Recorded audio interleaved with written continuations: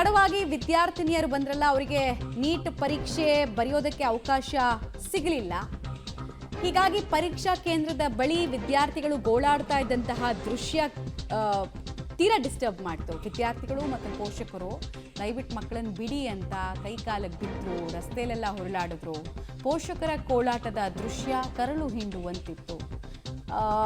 ನೋಡಿ, ಇದು ಆ ಕ್ಷಣದ್ದು ಬೇಜಾರಲ್ಲ. 365 ದಿನ ನಾವಾಗಲೇ ಹೇಳ್ತಾ ಇದ್ವಲ್ಲ, ಪೋಷಕರು ಕೂಡ ಮಕ್ಕಳ ಜೊತೆ ಕಣ್ಣಿಗೆ ಎಣ್ಣೆ ಬಿಟ್ಕೊಂಡು ಅವ್ರಿಗೆ ಹೆಲ್ಪ್ ಮಾಡಿಕೊಂಡು ಬೆನ್ನೆಲುಬಾಗಿದ್ರು. ಯಾವುದೋ ಬೇರೆ ಬೇರೆ ಕಾರಣಕ್ಕೆ ಗಾಡಿ ಕೆಟ್ಟು ನಿಂತು, ಕೆಲವ್ರಿಗೆ ಟ್ರಾಫಿಕ್ ಆಗಿ, ಕೆಲವರು ಸೆಂಟರ್ಗಳನ್ನು ನೋಡ್ಕೊಂಡಿರಲ್ಲ, ಫಸ್ಟ್ ಟೈಮ್ ಹೋಗಿ ನೋಡಿ ಪಾಪ ಬೇಡ್ಕೊಳ್ತಾ ಇದ್ದಾರೆ, ಕಾಲಿಗೆಲ್ಲ ಬೀಳ್ತಾ ಇದ್ದಾರೆ. ಇದು ಆ ಮಕ್ಕಳ ಭವಿಷ್ಯ ಮಸ್ಕಾಗ್ಬಿಡುತ್ತೆ, ಮಂಕಾಗ್ಬಿಡುತ್ತೆ ಅಂತ. ಮಗಳು ಬೇಡ ಅಂದರೂ ತಾಯಿ ಇದ್ಬದ್ದವ್ರನ್ನೆಲ್ಲ ರಿಕ್ವೆಸ್ಟ್ ಮಾಡ್ಕೊಳ್ತಾ ಇರುವಂತಹ ದೃಶ್ಯ ಕಂಡು ಬಂತು. ತಾಯಿಗೆ ಗೊತ್ತಾಗ್ತಾ ಇಲ್ಲ ಏನು ಮಾಡೋದು ಅಂತ. ಹಿಂಗೆ ಅಟ್ಲೀಸ್ಟ್ ಯಾರ್ದಾದ್ರು ಮನಸ್ಸು ಕರಗುತ್ತಾ ಅಂತ ನಾವು ಇದೇ ಹೇಳ್ತಾ ಇದ್ದಿದ್ದು. 5-10 ನಿಮಿಷದಲ್ಲಿ ಏನು ತಲೆ ಹೋಗುತ್ತಾ, ಫ್ಲೆಕ್ಸಿಬಿಲಿಟಿ ಎಲ್ಲಾದ್ರಲ್ಲೂ ತೋರಿಸ್ತಾರೆ ಈ ಅಧಿಕಾರಿಗಳು. 5-10 ನಿಮಿಷ ಫ್ಲೆಕ್ಸಿಬಿಲಿಟಿ ತೋರ್ಸೋಕ್ಕಾಗಲ್ವಾ? 5-10 ನಿಮಿಷ ಎಕ್ಸ್ಟ್ರಾ ಇವ್ರನ್ನ ವೆರಿಫೈ ಮಾಡೋದಕ್ಕೆ ಆಗಲ್ವಾ ಟೈಮು?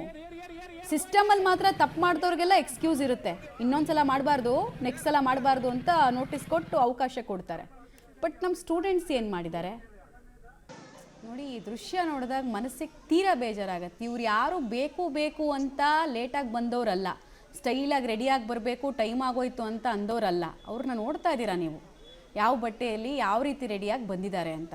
ಸೊ ಜೆನ್ಯೂನ್ ರೀಸನ್ಸ್ ಇದ್ದಾಗ ಕ್ವೆಶ್ಚನ್ ಪೇಪರ್ ಡಿಸ್ಟ್ರಿಬ್ಯೂಟ್ ಮಾಡೋ ತನಕ ಟೈಮ್ ಇರುತ್ತೆ ಅಧಿಕಾರಿಗಳಿಗೆ, ಸಿಬ್ಬಂದಿಗಳಿಗೆ. ಕ್ವೆಶ್ಚನ್ ಪೇಪರ್ ಡಿಸ್ಟ್ರಿಬ್ಯೂಟ್ ಮಾಡೋ ತನಕನೂ ಟೈಮ್ ಇರುತ್ತೆ.